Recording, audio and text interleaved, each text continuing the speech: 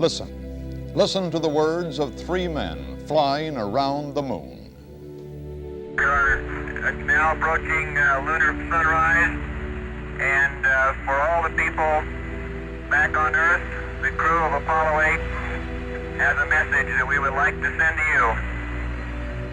Well, Apollo 8 originally was an Earth orbital mission exercising the lunar module, but the lunar module was way behind.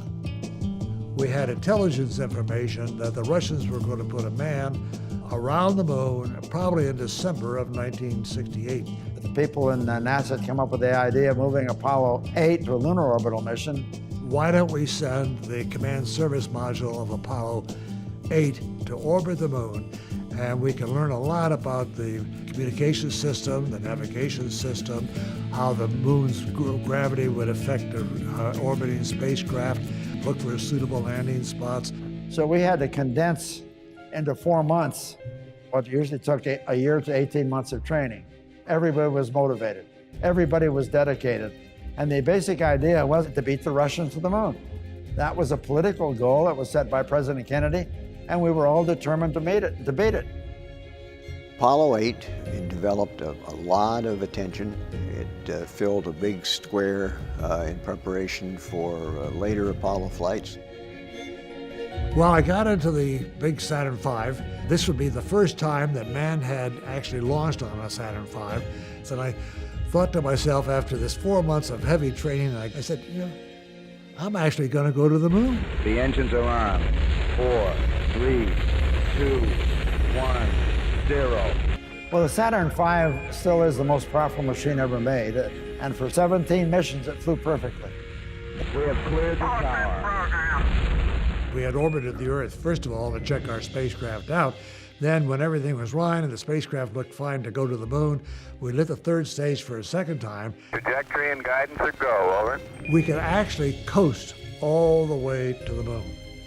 And after a while, you could look back and see the Earth getting smaller and smaller.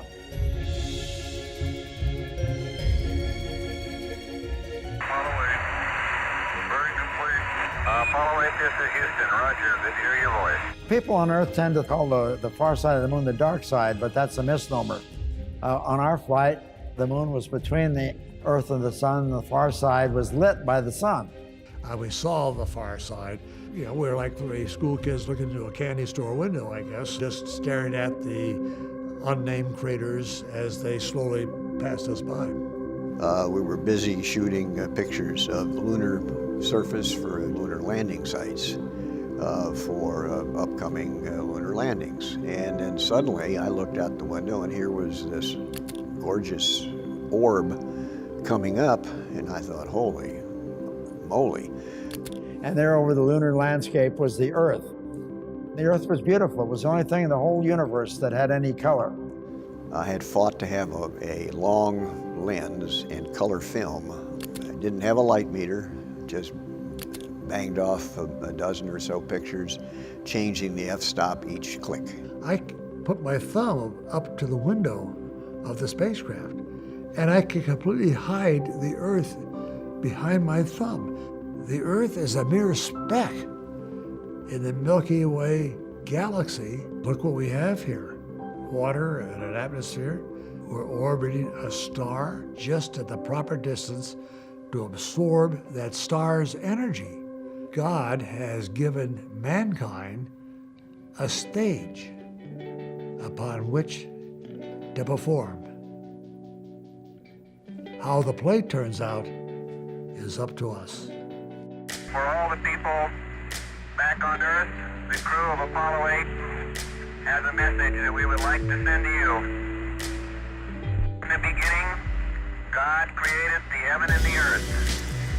And the earth was without form and void, and darkness was upon the face of the deep. And the Spirit of God moved upon the face of the waters. And God said, "Let there be light." And there was light. And God saw the light, that it was good. And from the crew of Apollo 8, we close with good night, good luck, a Merry Christmas, and God bless all of you on the good earth. It's important for America to be at the forefront of space exploration. That drives technology. One of the important facets of the Apollo program was the coordination and the organization of the American industry to achieve a great goal. That we need to be a world leader, not just on the Earth, but in space.